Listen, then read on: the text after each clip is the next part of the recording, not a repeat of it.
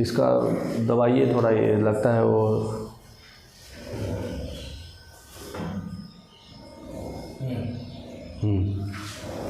Start. Hello everyone, आज हम लोग पार्ट 4 में आएंगे, ठीक है। तो पार्ट 4 में कल ऑलरेडी हम डिस्कस किए थे कि फंडामेंटल राइट्स और फंडामेंटल ड्यूटी बोले तो directive principle of state policy. तो फंडामेंटल राइट्स हमारा पार्ट 3 में है, लेकिन directive principles of state policy हमारा पार्ट 4 में है। तो पार्ट 3 और पार्ट 4 में क्या अंतर है बेसिकली, इसमें हमको समझना है। फंडामेंटल राइट्स हम अमेरिका से लिए हैं और directive principles of state policy हम लोग आयरलैंड से लिए हैं। तो फंडामेंटल राइट जो है एक बेसिकली निगेटिव राइट्स है, और निगेटिव राइट्स बोले तो अगर आप ये काम नहीं करिएगा तो आप पे एक्शन होगा, इस तरह का। और डायरेक्टिव प्रिंसिपल जो है पॉजिटिव राइट्स है, आपको ऐसा करना चाहिए। ऐसा नहीं है कि नहीं करिएगा तो आप पुलिस केस हो जाएगा, चाहे मतलब लॉ के अगेंस्ट हो जाएगा, लेकिन ये नहीं करिएगा तो लॉ के अगेंस्ट हो जाएगा, ठीक है। ये मैं बोले तो ये क्या है, जस्टिसिएबल है, मतलब जस्टिस बोले तो न्याय इसमें आने लगेगा, इन्फोर्स है, कोर्ट केस वगैरह हो जाएगा अगर आप ये फॉलो नहीं करिएगा तो, लेकिन ये आपके दिल पे है, ठीक है। तो डायरेक्टिव प्रिंसिपल जो होता है सोशल जस्टिस और इकोनॉमिक जस्टिस पे कंसर्न होता है, लेकिन ये जो है फंडामेंटल राइट जो होता है पॉलिटिकल जस्टिस पे कंसर्न होता है। एक चीज़ और है, जो फंडामेंटल राइट्स है ये इंडिविजुअल पीपुल के लिए है, प्रत्येक लोगों के लिए है, लेकिन जो directive principle of state policy है ये सोशल है, सामाजिक है, मतलब कोई एक नहीं है, मतलब पूरे समाज के लिए है, इंडिविजुअल के लिए नहीं है ये, ठीक है। नेक्स्ट, उल्टा चले गए आप। देखिए इसमें बताया हुआ है हिंदी में फंडामेंटल राइट जो है पार्ट 3 में है 12 to 35 article, directive principle of state policy part 4 में है 36 से 51। ये अमेरिका से लिया गया है, ये आयरलैंड से लिया गया है। देखिए यहाँ वाद, प्रवर्तनीय, नैसर्गिक, क्या है इसका मतलब, ये बाई बर्थ मिलेगा आपको, ये बाई बर्थ नहीं मिलेगा, ये तीनों क्रॉस है ना। ये वाद बोले तो ये नहीं करिएगा तो वाद विवाद होने लगेगा, कहने का मतलब कि पुलिस केस हो जाएगा, इन्फोर्सिएबल है, कोर्ट केस हो जाएगा, लेकिन ये नहीं करिएगा तो कोर्ट केस वगैरह नहीं होगा, ठीक है। परिवर्तनीय, परिवर्तनीय मतलब है? क्या बोल रहे हैं, इसको हम चेंज नहीं कर सकते, इसको हम चेंज कर सकते हैं, ठीक है। सरकार इस पर डाउन हो जाता है, कहने का मतलब सरकार इसके अधीन है, मतलब आप इसको कोई अगर नहीं फॉलो कर रहा तो आप फाइट करिएगा तो सरकार को मानना पड़ेगा, लेकिन इससे सरकार जो है अपने हिसाब से चलेगा। और ये जो है लॉ है, कानूनी है, ये पॉलिटिकल है, राजनीतिक टाइप का है, ये किसी पर्टिकुलर व्यक्ति के लिए है, इंडिविजुअल के लिए है, ये समाज के लिए है, ठीक है। बेसिक डिफरेंस समझ के आ गया। नेक्स्ट देखिए, अब हम लोग पढ़ने जा रहे हैं fundamental duties, fundamental directive principle of state policy इसके बाद पढ़ेंगे, क्योंकि ये थोड़ा छोटा है और आसानी से समझ में आ जाएगा, थोड़ा एनर्जी गेन होगा आपको। तो फंडामेंटल ड्यूटी जो है article number 51A part chapter number part number 4A है ना। जैसे 36 से 51 था आपका directive principle of state policy unit number 4, लेकिन 4A है, ये रसिया से लिया गया है, यूएसएसआर से। तो 80 पहले जो है फंडामेंटल ड्यूटी जो है ए से लेकर जे तक था, 10 था, लेकिन 86 अमेंडमेंट एक्ट हुआ था 2002 में, इसमें फंडामेंटल ड्यूटी एक और ऐड कर दिया गया 11वां के, ठीक है। तो ये हुआ क्या था, इसके पीछे का कहानी पढ़िए पहले। अभी तक हमारा 3 बार नेशनल इमरजेंसी लगा है, आर्टिकल 352 नेशनल इमरजेंसी।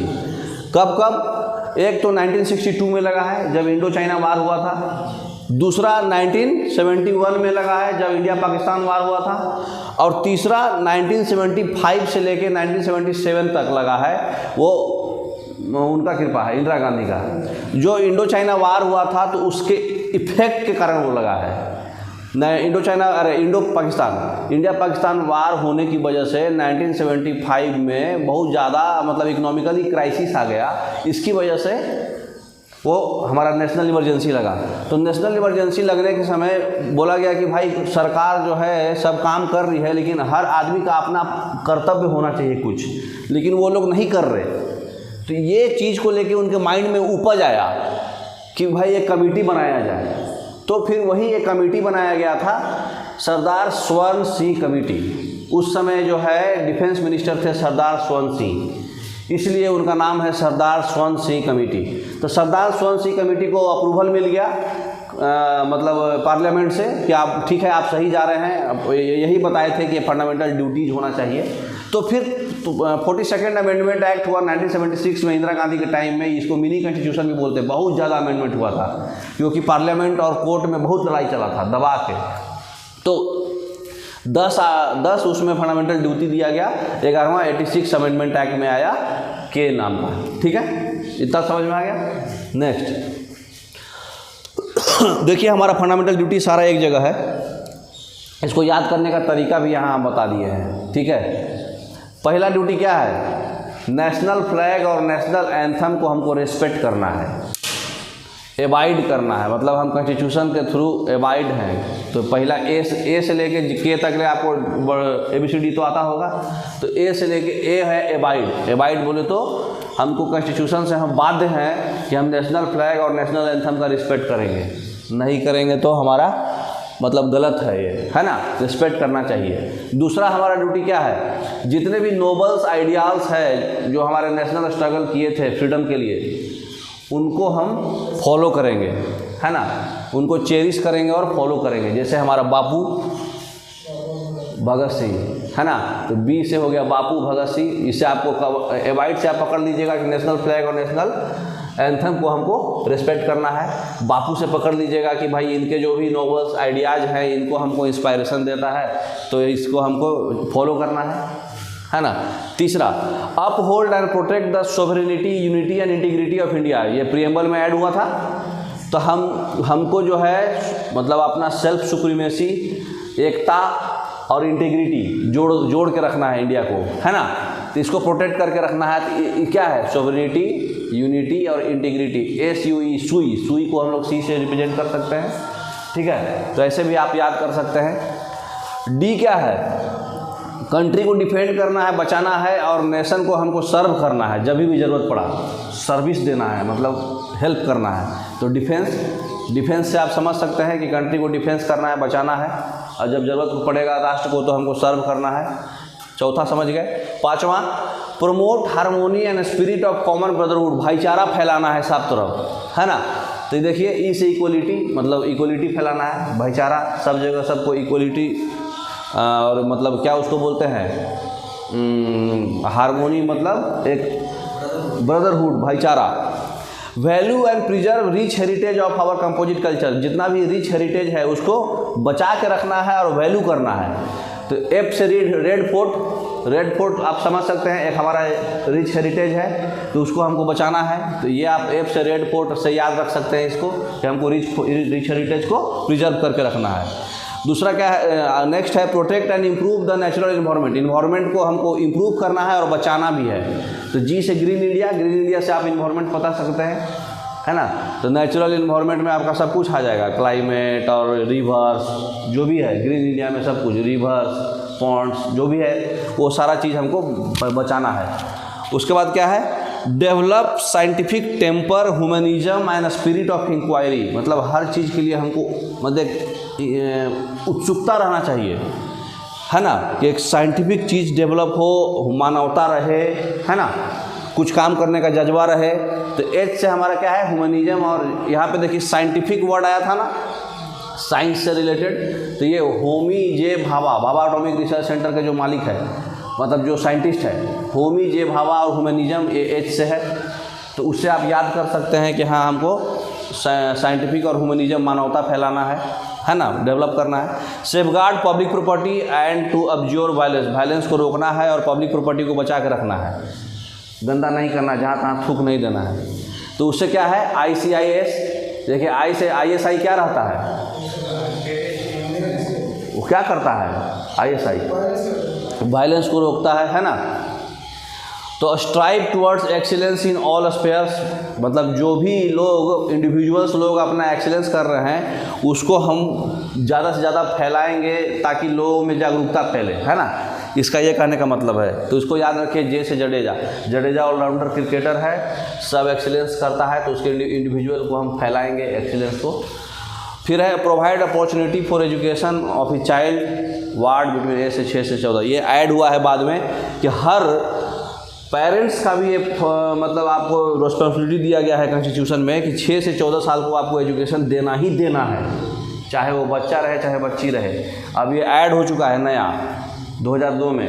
मतलब पहले क्या था, मतलब आर्टिकल जो 86वां अमेंडमेंट में आर्टिकल 19A एक ऐड हुआ है। 19A में ये भी बोला गया है कि आपको एलिमेंट्री एजुकेशन प्रोवाइड करना है सरकार के द्वारा। और यहाँ पर क्या बोला गया है, पेरेंट्स को प्रोवाइड करना है, अपॉर्चुनिटी देना है अपने बच्चे को 6 से 14 साल वाले को एलिमेंट्री एजुकेशन देने के लिए। तो एजुकेशन बोलो तो नॉलेज, तो ए से लेकर के तक आप याद कर सकते हैं, पूरा फंडामेंटल ड्यूटी आपके मुंह पे रहेगा। समझ गए? तो ये ध्यान रखिएगा, इससे ऑटोमेटिक आपके माइंड में आ जाएगा। ठीक है, नेक्स्ट देखिए, ये हम बाद में समझेंगे, अभी समझ में भी नहीं आएगा आपको। ये 36 से 51 आर्टिकल का पूरा शॉर्टकट है। जैसे आर्टिकल 36 है स्टेट, जैसे नॉर्मल आर्टिकल 12 था वही स्टेट इसमें भी है। 37 में पूरा प्रिंसिपल नियम है, 38 में जस्टिस है, 39 में सबको इक्वल पेमेंट होना चाहिए, लीगल एड है, 40 में मिनी पंचायत है, 41 में रिलीफ है, मैटरनिटी रिलीफ, 42 में डिजेबिलिटी के रिगार्डिंग है, 43 में वेजेस के रिगार्डिंग है, 44 यूनिफॉर्म सिविल कोड है, 45 हमारा एजुकेशन के रिगार्डिंग है, 46 हमारा इकोनॉमिकल जो OBC सेक्शन जो कमज़ोर सेक्शन है उनके रिगार्डिंग है, 47 इंटॉक्सिकेशन है। सिंपल एक एक वर्ड में सीधा याद करने का है ये, लेकिन आप ये तभी समझ में आएगा जब आप मेन वाला पढ़िएगा। तो मेन वाला पढ़ने के बाद इसको पढ़ेंगे। अब आ जाइए 36 से लेके पूरा हमारा 36 से 51 है हमारा, आयरलैंड से लिया गया है directive principles of state policy. तो इसको कोड से भी आपको याद करना है। पहला क्या था, definition of state, simple, article 12 और 36 सेम है। 37 में क्या है, एप्लीकेशन ऑफ द प्रिंसिपल, जो इस पार्ट में कंटेंट है सारा नियम उसका एप्लीकेशन, ठीक है, प्रिंसिपल्स का एप्लीकेशन, ठीक है। उसके बाद 38 में क्या है, एक सोशल ऑर्डर बनाना है, वेलफेयर ऑफ द पीपुल, मतलब कल्याणकारी स्टेट बनाना है हमको, वेलफेयर स्टेट। शॉर्टकट क्या है, वेलफेयर स्टेट बनाना है। 38 इंपॉर्टेंट है, याद रखिएगा, वेलफेयर स्टेट बहुत बार पूछता है, तो वेलफेयर स्टेट बनाना है। 39 में हमारा क्या है, सर्टेन प्रिंसिपल्स है, जो पॉलिसी है जो हमको स्टेट को फॉलो करना चाहिए, है ना। 39A है, 39 में एक ए है, भी याद रखिएगा, किसमें ए भी है याद रखिएगा। इक्वल जस्टिस और फ्री लीगल एड्स देना है। इसको याद कैसे करेंगे, दो आदमी आपस में बतियाएगा, अरे भाई एक नया स्टेट आया है उसमें हम लोग को वेलफेयर मिलेगा, लोगों को वेलफेयर मिलेगा। तो फिर वो दूसरा आदमी बोलता है कि भाई जब वेलफेयर कैसे मिलेगा, हमारा पॉलिसी फॉलो होना चाहिए स्टेट को द्वारा और लीगल और इक्वल जस्टिस मिलना चाहिए, तभी तो मिलेगा। तो ये याद करने का तकनीक है। कोई भी आदमी आपस में बताएगा, अरे भाई एक नया मतलब स्टेट आया, एप्लीकेशन आया है, उस एप्लीकेशन से हमको वेलफेयर मिलेगा, तो वही बोला वेलफेयर कैसे मिलेगा, स्टेट फॉलो करेगा पॉलिसी और लीगल और इक्वल जस्टिस देगा तभी ना मिलेगा। तो इससे आप याद रख सकते हैं, ठीक है। तो याद रखिएगा 38 स्टेट वेलफेयर है, 39 स्टेट का पॉलिसी है और 39A जस्टिस, लीगल और इक्वल जस्टिस है ना। नेक्स्ट 40 से 43 क्या है हमारा 40 इंपॉर्टेंट है, जो लाल है वो इंपॉर्टेंट है, याद रखिएगा, दोबारा बोलना नहीं पड़े, खुद ही समझ जाइए कि लाल वाला है। ऐसे हम बता देंगे कौन कौन इंपॉर्टेंट है। तो 40 आर्टिकल 40 है आपका विलेज पंचायत का ऑर्गेनाइजेशन, ये बहुत बार एग्जाम में आया है। आर्टिकल 41 है वर्क, राइट टू वर्क या फिर पब्लिक असिस्टेंस मिलना हमको एजुकेशन के लिए। फिर 42 में क्या है, एक वुमेन का कंडीशंस वर्क मैटरनिटी रिलीफ मिलना, अगर मतलब लेडी है तो उसको चाइल्ड बर्थ हो रहा है तो उसको रिलीफ उस समय मिलना, उस समय वर्क नहीं हो करवाना, है ना, उस समय उसको लीव मिलना, माने ह्यूमैनिटी होना उस समय। तो मैटरनिटी रिलीफ है आपका 42। 43 में जो है वर्कर्स को अच्छा वेजेज मिलना, है ना। 43A है, देखिए 39 में भी ए था, 43 में भी ए है। 43A में क्या है, कॉटेज इंडस्ट्री से याद रखिए, ठीक है। 43B क्या है, कोऑपरेटिव सोसाइटी का मैनेजमेंट, ठीक है। खाली लाल वर्ड याद रखिएगा, ऑटोमेटिक सब याद रहेगा।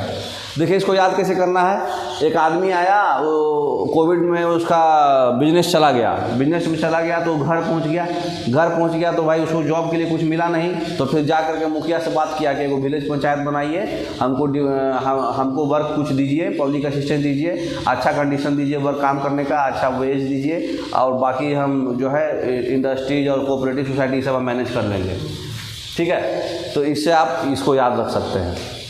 Next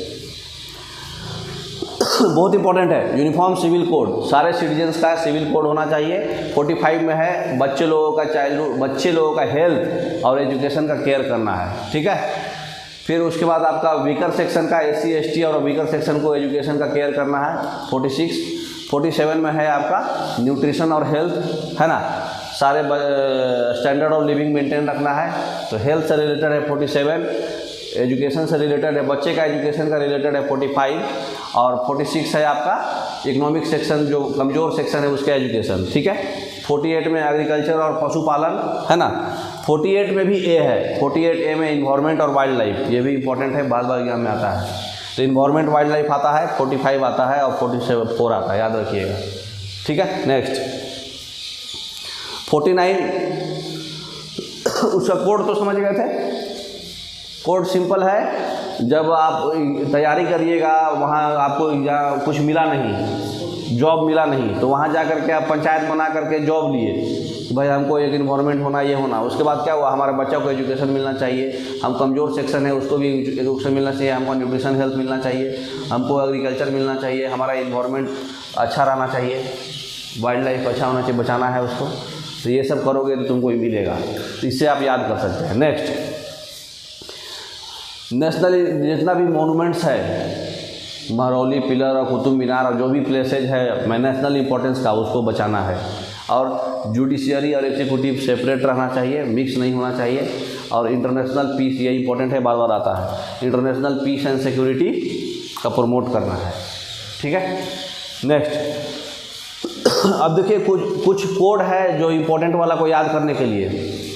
we like to play with mothers cheap PC, we बोले तो WE like to play with mother cheap PC। W से क्या है, welfare of people 38, state welfare था ना। E से equal pay for equal work 39, L से free legal, माने लीगल और वो था ना 39A लीगल एड, P से पंचायत, W से राइट टू वर्क होना चाहिए, M से मैटरनिटी रिलीफ, C से कॉटेज इंडस्ट्री। तो लगातार है ये 38, 39 का A है, चलेगा। 40, 41, 42, 43 का भी A है। पार्टिसिपेशन ऑफ एम्प्लॉई P और C से कोऑपरेटिव 43B, ठीक है। तो we like to play with mothers cheap PC, ठीक है।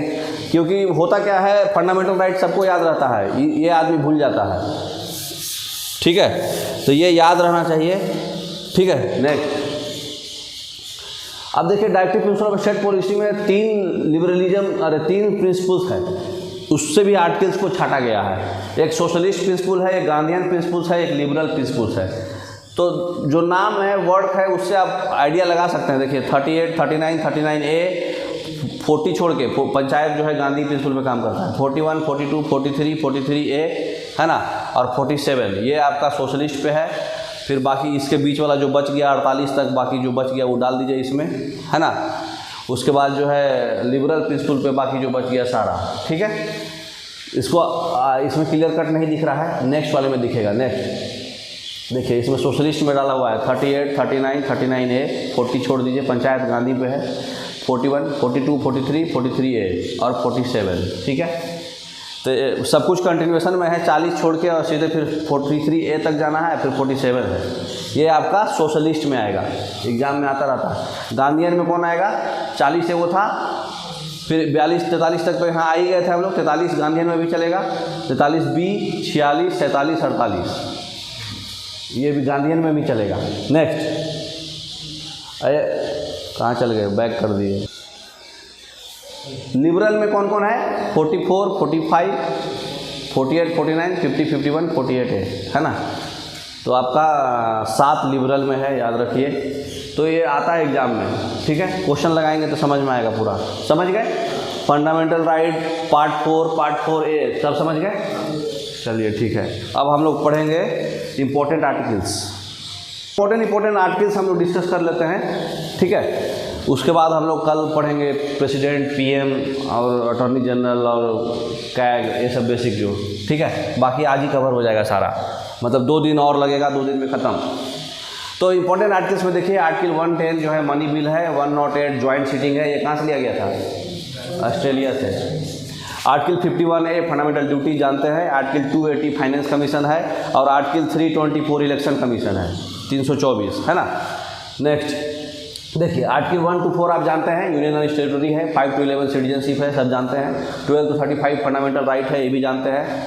14 से 18 इक्वलिटी जानते हैं आप, है ना, टाइम वेस्ट नहीं करना है, ऑलरेडी डिस्कशन हो चुका है।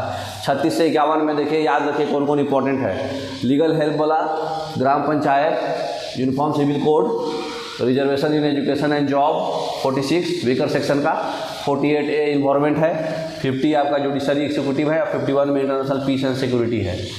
ठीक है, वेलफेयर वाला याद रखिएगा, वेलफेयर में 38 एक छोड़ दिया है, 38 स्टेट वेलफेयर है, इतना ही इंपॉर्टेंट है, इसी से क्वेश्चन आता है। फिर है 51A फंडामेंटल ड्यूटी, 52 में आपका है प्रेसिडेंट। ठीक है, पार्ट 5 में प्रेसिडेंट आ जाता है, पीछे कीजिए एक छूट गया। 52 में प्रेसिडेंट है, 53 में प्रेसिडेंट का एग्जीक्यूटिव मतलब एक वर्क है ना, वर्क का पावर, एग्जीक्यूटिव पावर, और 54 में उसका प्रेसिडेंट का इलेक्शन है, और 58 में उसका प्रेसिडेंट के लिए एलिजिबिलिटी क्या क्या है, और 61 में महाभियोग बोले तो इम्पीचमेंट ऑफ प्रेसिडेंट है। ठीक है, तो यार सब इंपॉर्टेंट है, इसमें लिखा हुआ है। ठीक है, बाकी सब नहीं लिखा हुआ है। तो प्रेसिडेंट का एग्जीक्यूटिव पावर, प्रेसिडेंट का इलेक्शन कंटिन्यूएशन में है, फिर प्रेसिडेंट के लिए एलिजिबिलिटी और प्रेसिडेंट के लिए इम्पीचमेंट। इम्पीचमेंट कहाँ से लिया गया है? अमेरिका से। नेक्स्ट फिर आर्टिकल 169 जो है स्टेट लेजिस्लेचर कौंसिल है, जहाँ जहाँ विधान परिषद है। विधान परिषद कहाँ कहाँ है? टोटल 7 स्टेट में है, बिहार, यूपी, महाराष्ट्र, कर्नाटक, आंध्र प्रदेश, प्रेसिडेंट। तो 7 स्टेट में है, ध्यान रखिएगा ये। तो प्रेसिडेंट और गवर्नर का देखिए पैरेलली पढ़ते जाते हैं क्योंकि उसका मैच करेगा। तो प्रेसिडेंट का आर्टिकल है 52, गवर्नर का है 153, प्रेसिडेंट का अपॉइंटमेंट का आर्टिकल है 54, गवर्नर का है 156। प्रेसिडेंट जो ओथ लेता है चीफ जस्टिस ऑफ इंडिया दिलाता है, या फिर सीनियर मोस्ट जज अगर एब्सेंट है तो इसका ओथ जो है चीफ जस्टिस, नहीं ये गलत लिख दिया है, हाई कोर्ट का चीफ जस्टिस देता है। ठीक है, उसके बाद जो है इसका अध्यादेश बोले तो आर्टिकल 123 में। ठीक है, और इसका जस्ट पलट के 213, ये 123 है, 12 को खाली पलट दो, 213। ठीक है, अध्यादेश बोले तो ऑर्डिनेंस फैक्ट्री। ठीक है ना, ऑर्डिनेंस, तो ऑर्डिनेंस है 123। और क्षमादान बोले तो पार्डनिंग पावर है इसका 4-5 पढ़ेंगे बाद में। आर्टिकल 72 इसका पार्डनिंग पावर है गवर्नर का 161, माइंड में एक बार बैठा लीजिए, है ना। 52, 54, 123, 72, 153, 156, 213, 161। ठीक है, नेक्स्ट हो गया। अरे हाँ, ये बताना, ये कन्फ्यूजन था, ये आर्टिकल 155 है, बाई मिस्टेक हो गया था। ये अपॉइंटमेंट ऑफ गवर्नर जो होता है 155 आर्टिकल से होता है। ठीक है, ठीक 2 आधे ज़्यादा है ना, देखिए 52 से 54, तो 153 से 155 होगा। जो इतना गैप है वही इसी में भी गैप होगा। नेक्स्ट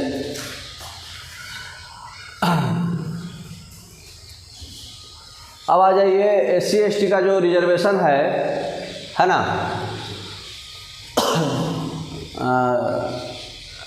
वो 1950 में एक एक्ट आया था, उसी में रिजर्वेशन दिया गया था SC ST को। ठीक है, ये मतलब आर्टिकल आया था अलग से। ठीक है, तो ये हम लोग बाद में पढ़ लेंगे, अलग से पढ़ना है इसका। ठीक है, तो आर्टिकल 331 में 2 एंग्लो इंडियन जो हमारे लोकसभा में सीट था उसको हटा दिया गया है। स्टेट असेंबली में जो रिजर्वेशन दिया जाता है आर्टिकल 332 में है, और आर्टिकल 333 में जो है एक नॉमिनेटेड जो था स्टेट असेंबली में एंग्लो इंडियन रहता है। स्टेट असेंबली में एंग्लो इंडियन नॉमिनेट किया गया है, प्रेसिडेंट नॉमिनेट करता है। सेंटर में याद रखिए PM है आर्टिकल 74, PM का अपॉइंटमेंट 75, PM का वर्क 78 और अटॉर्नी जनरल 76। उसी तरह से पैरेलल PM के पैरेलल होता है CM, तो CM का हो जाएगा 163 और अपॉइंटमेंट के लिए हो जाएगा एक्स्ट्रा 164। इसका कर्तव्य जो है 167। देखिए गैप देखिए 74, 75, 78 लगातार हुआ, फिर 3 गैप हुआ तो 163, 164, 167, समझ रहे। और फिर 165 हो गया एडवोकेट जनरल। ठीक है, इससे 2 कम ये है तो इससे भी ये 2 कम रहेगा, समझ गए। तो अटॉर्नी जनरल 76, एक का याद रहेगा तो दूसरा का खाली पहला याद रहेगा तो सब याद रहेगा, समझ गए। नेक्स्ट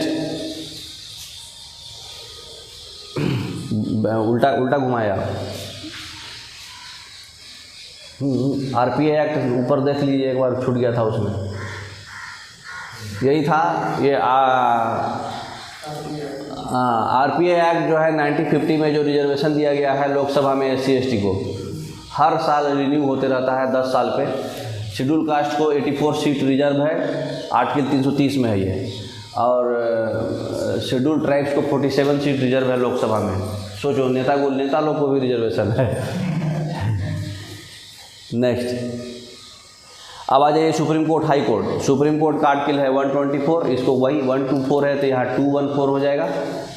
रीट पावर है आर्टिकल 32 में, इसका रीट पावर है आर्टिकल 226 में, ऑलरेडी हम बताए हैं कल के क्लास में। इसमें सिर्फ फंडामेंटल राइट्स होगा, इसमें फंडामेंटल राइट्स के अलावा बाकी राइट्स भी रहेगा। ये तो फंडामेंटल में पढ़े हैं तो फंडामेंटल ही रहेगा ना। तो रीट पावर, हैबियस कॉर्पस ये सब था। नेक्स्ट, अब इंपॉर्टेंट आर्टिकल ध्यान रखिए। आर्टिकल 64 है वाइस प्रेसिडेंट। आर्टिकल 108 है ज्वाइंट सिटिंग, ऑस्ट्रेलिया से लिया गया है। आर्टिकल 110 है मनी बिल। आर्टिकल 112 है एनुअल फाइनेंस स्टेटमेंट। याद रखिए, बजट वर्ड नहीं है कॉन्स्टिट्यूशन में कहीं भी। अगर बजट वर्ड आएगा तो नन ऑफ दीज ऑप्शन आना। बजट वर्ड नहीं लिखा है, वो बजट के बदले क्या लिखा है, एनुअल फाइनेंशियल स्टेटमेंट। ये वर्ड आएगा तो 112 मारना है, ये नहीं आएगा तो नहीं मारना। मनी बिल 110 सब इंपॉर्टेंट वाला हम खाली लिख रहे हैं, पूछिएगा नहीं कि कौन इंपॉर्टेंट है, खाली इंपॉर्टेंट है पढ़ रहे हैं। Article 148 controller and auditor general है ना, जो पूरे फाइनेंस का रिकॉर्ड मेंटेन सर्वे करके इंस्पेक्शन करके बताता है ना। नेक्स्ट देखिए, आर्टिकल 352 और 356 और 360 इमरजेंसी याद रखिए। नेशनल इमरजेंसी अभी तक 3 बार हुआ है, 1962 में इंडिया चाइना वार के टाइम, 1971 में इंडिया पाकिस्तान वार के टाइम, और 1975 में इंदिरा गांधी की कृपा से। ठीक है, तो ये 44वां अमेंडमेंट हुआ था, अरे 42वां अमेंडमेंट हुआ था। ठीक है, ये कब कब होता है नेशनल इमरजेंसी, जब युद्ध होता है, आक्रमण होता है तो, है ना। तो ये उसी टाइम हुआ था। प्रेसिडेंट्स रूल 356 में है, अगर कॉन्स्टिट्यूशनल फेलियर आया कोई स्टेट में तो। अच्छा, आपका यूनियन का कोई बात नहीं मान रहा है स्टेट, तो उस समय भी प्रेसिडेंट रूल लगा सकते हो, वो आर्टिकल 365 से लगेगा। ठीक है, आपका बात नहीं मान रहा, बात नहीं मानेगा, रुको तुम्हारा बात ना है, हम लगा देगा। आर्टिकल 360 फाइनेंशियल इमरजेंसी अभी तक जिंदगी में कभी नहीं आया इंडिया में। ठीक है, ये भी पूछता है एग्जाम में, कभी नहीं आया है। ठीक है, फिर है देखिए आर्टिकल 358 क्या है। आर्टिकल 358 है कि आप आर्टिकल 19 को अबोलिशन कर सकते हैं ऑटोमेटिक। अबोलिशन ऑफ आर्टिकल 19 जो है ऑटोमेटिक हो जाता है, इसमें प्रेसिडेंट को लिख के नहीं देना पड़ता है। तो ये आर्टिकल 358 बोलता है। ये आर्टिकल 359 क्या बोलता है, 20 और 21 तो कभी भी अबोलिशन होगा नहीं, बाकी सारे फंडामेंटल राइट अबोलिशन होगा, प्रेसिडेंट के सिग्नेचर होगा, कहेगा तब होगा, तब ये आर्टिकल 359 में होगा।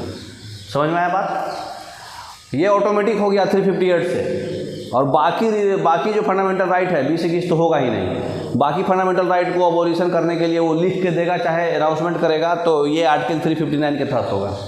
नेक्स्ट, आर्टिकल 260 सूट, कोई नदी के लेकर डिस्प्यूट हुआ तो इंटर स्टेट कोई काउंसिल है तो 263। आर्टिकल 280 फाइनेंस कमीशन, इंपॉर्टेंट है, याद रखिएगा।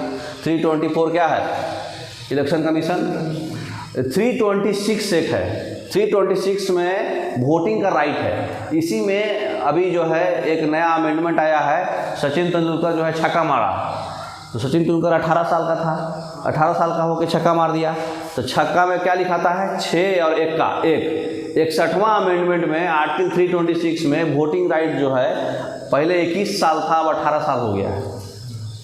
कैसे हुआ, सचिन तेंदुलकर 18 साल का छक्का मार दिया था, तो 61 छक्का बोले तो छक्का 6 और 1 का 6, 61।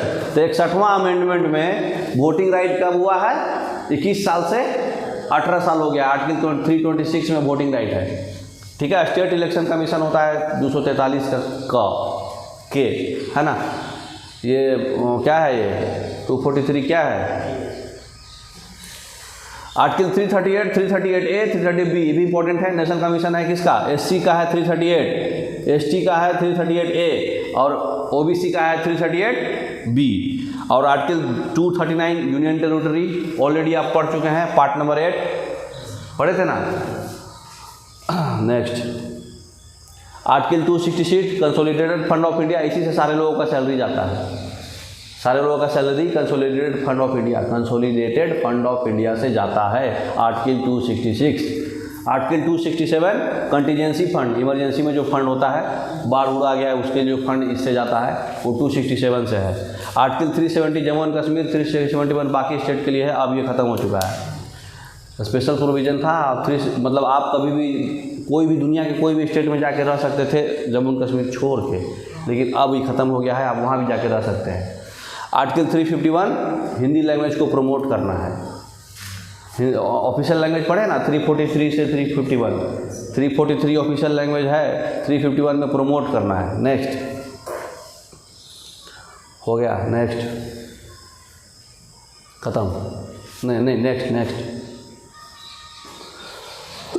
क्वेश्चन लगा लेते हैं, पढ़े हैं तो काम किया कि नहीं। There were originally how many articles in the constitution, कितना आर्टिकल्स था 395, अभी 485 है। Next the right to move freely throughout the territory of India comes under which article, कौन सा आर्टिकल में है 19। Next the foundation of the finance commission is laid down under which of the following, finance commission 280 है ना। Next which of the Indian constitutions given article has the right to privacy, article 21 है ना। Which article of the Indian constitution has the directive principle of state policy on promotion of international peace, 51 बताया था important है, international peace and security, national से international पे गए। Which of the given articles of the Indian constitution empowers the president to grant pardoning power, 72 है ना। Next which of the articles regarding the duty of CM बताइए, CM कौन था 167, CM देखिए था ना 165 और 67 है ना। Next which article of the constitution deals with the imposition of president rule, 356। Next which of the article mention the provision of council of ministers for advice of the presidents, ये घुमा के पूछा, council of minister for aid and advice of the president, बोलो तो PM है ये 74, PM को पूछा, ये पीएम को घुमा के ऐसे लिख दिया। Next which of the article constitution mention the provision of council, same हो गया। नेक्स्ट बढ़ा, विच of the article constitution deals with the national commission for schedule caste, 338, 338 में है शेड्यूल कास्ट, 338A में है शेड्यूल ट्राइब्स और 338B में है OBC national commission. Next which of the given article empowers the high court के लिए reads है 226 है ना, 32 है सुप्रीम कोर्ट का। विच of the following article of the Indian constitution provisions of election commission, 324, 324 है इलेक्शन कमीशन। उसके बाद है प्रेसिडेंट का प्रोविजन आर्टिकल 51 के बाद जस्ट प्रेसिडेंट आ जाता है हमारा। Next which article of the question abolition untouchability, 17 untouchability है 17, 18 क्या है abolition of titles. Financial emergency 360 आज तक कभी नहीं लगा। Next which of the articles deals with fundamental duty, 51A। Next Bhimrao Ambedkar heart and soul किसको बोले थे 32 को, right to constitutional remedies. Next duty of the union to protect states against international aggression and international internal disturbance, ये कौन से article में बताया गया है, स्टेट को बचाना है, प्रोटेक्ट करना है, बताइए 355, गुड वेरी गुड। उसके बाद in which article constitution budget word is mention, देखो बजट वर्ड कहीं नहीं है, एनुअल फाइनेंशियल स्टेटमेंट 112 है, ये क्वेश्चन आ गया ना, बजट कहीं नहीं मेंशन है। Next in which article provision legislative council बताइए, पढ़े थे ना हम लोग 169, ऊपर में यहाँ लिखा हुआ था ना इसे 169। नेक्स्ट खेला खत्म, इंडिया लॉन्च हो गया। उसके बाद हम लोग अब पढ़ने जा रहे हैं अमेंडमेंट्स, इंपॉर्टेंट आर्टिकल्स हम डिस्कशन कर लिए, अभी क्वेश्चन और लगाएंगे तो ऑटोमेटिक सब आपको माइंड में फिट हो जाएगा, ठीक है। अमेंडमेंट्स पढ़ने जा रहे हैं, तो अमेंडमेंट्स जो है हमारा इंपॉर्टेंट अमेंडमेंट आर्टिकल 368 में आता है, ठीक है। आर्टिकल 368 में 101 पहला जीएसटी अभी रिसेंट में आया था, 74th अमेंडमेंट म्यूनिसिपैलिटी जानते हैं 1993, 73rd अमेंडमेंट पंचायती राज 1992, 52nd amendment anti defection law, दल बदलना जो है 1985, और 42nd अमेंडमेंट मिनी कॉन्स्टिट्यूशन जो होता है 1976। नेक्स्ट की फैक्ट्स बताइए। जब कॉन्स्टिट्यूशन कब अडॉप्ट हुआ था? 26 नवंबर 1949 को। आया कब था? 1950 को। प्रीएम्बल पास हुआ था 22 जनवरी 1947 को। नेशनल फ्लैग अडॉप्ट हुआ था 22 जुलाई 1947 को। National song Vande Mataram adopt हुआ था 24 जनवरी 1950 को। नेशनल एंथम भी 24 जनवरी 1950 को। याद रखिएगा, ये सब की फैक्ट्स है। नेक्स्ट अमेंडमेंट्स बताइए, रिसेंट में क्या क्या हुआ है। 101वां अमेंडमेंट जीएसटी 2016 में, 103 अमेंडमेंट जो इकोनॉमिकली 10% रिजर्वेशन दिया गया है ना, नया अभी आया है 2019 में इकोनॉमिकली वेकर सेक्शन के लिए। उसके बाद आपका जो है आर्टिकल 46 में गवर्नमेंट जो है एजुकेशनल और इकोनॉमिकल वेकर सेक्शन का जो है इंटरेस्ट को प्रोटेक्ट करेगा, पढ़े थे, उसी को लेकर के उसमें और ऐड किया गया है 15 का 6 और 16 का 6। इसमें भी जो है आर्टिकल ऐड कर दिया गया है एजुकेशन और एम्प्लॉयमेंट से रिगार्डिंग, मतलब इसको रिजर्वेशन मिलेगा, है ना। नेक्स्ट देखिए 104 अमेंडमेंट जो हुआ था 104 2019 में हुआ था। उसमें रिजर्वेशन का जो सीट जो है पहले जो है मतलब क्या बोलते हैं उसको, लोकसभा में SC/ST का जो रिजर्वेशन का सीट है वो हर साल होता है 10 साल पे जो होता है वो लोकसभा का सीट जो है आर्टिकल 334A में है। अभी 84 सीट है SC का और 47 सीट है ST का, पढ़े थे ऑलरेडी। 334A में है। देखिए कब कब आया ये, 1959 में हुआ, फिर 69 में हुआ, 79 में हुआ, 89 हुआ, 99 हुआ, 2009 में हुआ, 2019 में हुआ। हर साल ये होता है। तो 59 वाला 8वां था, 69 वाला 23वां अमेंडमेंट था, 79 वाला 45वां था, 89 वाला 62nd था, 1999 वाला 79th था, 2009 का 95 था और 104वां। कितना हुआ अभी तक? 1 2 3 4 5 6 7।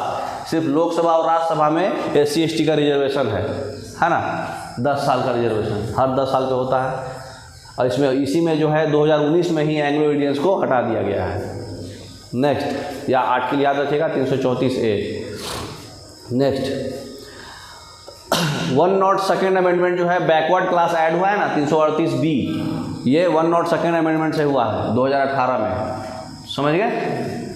फिर 105 जो है 2021 में हुआ है। ये क्या हुआ है 102nd अमेंडमेंट में प्रोविजंस वगैरह इसमें अलग से और दिया गया है, मतलब इसी चीज़ को प्रोविजंस में इसमें इस अमेंडमेंट में डाला गया है, अलग से प्रोविजंस वगैरह दिया गया है। प्रोविजंस वगैरह भी सुधार हुआ है।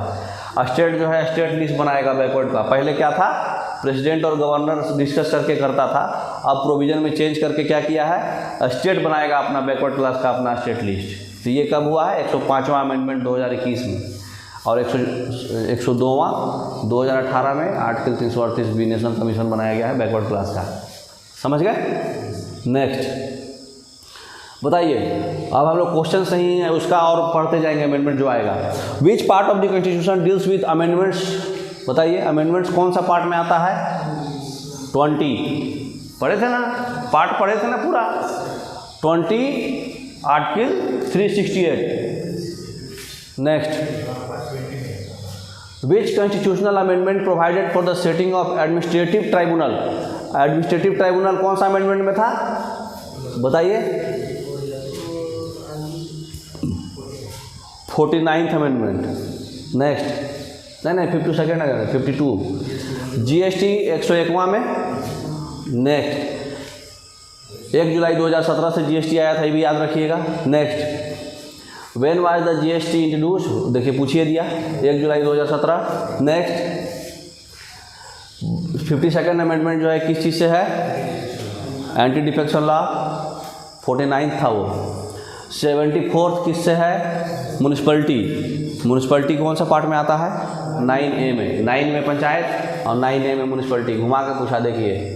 नेक्स्ट कौन सा अमेंडमेंट जो है वोटिंग एज बताइए, छक्का मारा 61, सचिन तेंदुलकर 21 से 18। Next which of the following amendment schedules the voting age, वही 61 था 1989 में, है ना।